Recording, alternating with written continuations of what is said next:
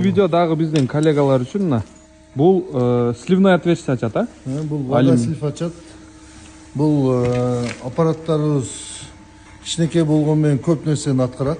Конечно. Булар муул кесет биринчи аппаратыбыз.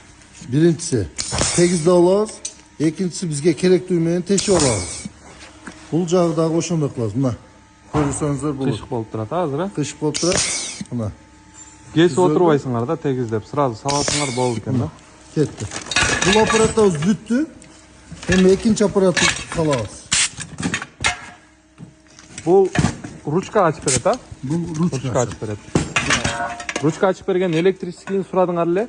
Буну Нурик байке өзү Кытайга барып, Кытайдан алып келген да, достор. Анан көрсөңүздөр скриншот кылып деле сайттан заказ берсеңер болот. Мынакей. Фрезерди алып алып, зыңылдатып башыңарды ортоп отурбайсыңар да, сразу пиштетти, болду. Үчүнчү менен салабыз аппаратыбызды.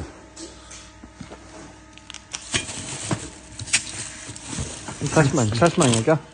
Шашпайлы. Үчүнчүсүн салабыз. Буюрса. Көрүңүздөр.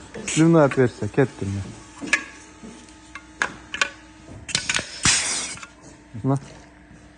Көрдүңөр. Кимге кызык болсо, мына ушул жерден эле, мына сонун коебуз. Скриншот кылып туруп, Кытай сайттарына киргизсеңер чыгат. Бул компрессор менен иштейт, воздушный. Эгерде долговечный иштетем десеңер, мына ушундайын алгыла.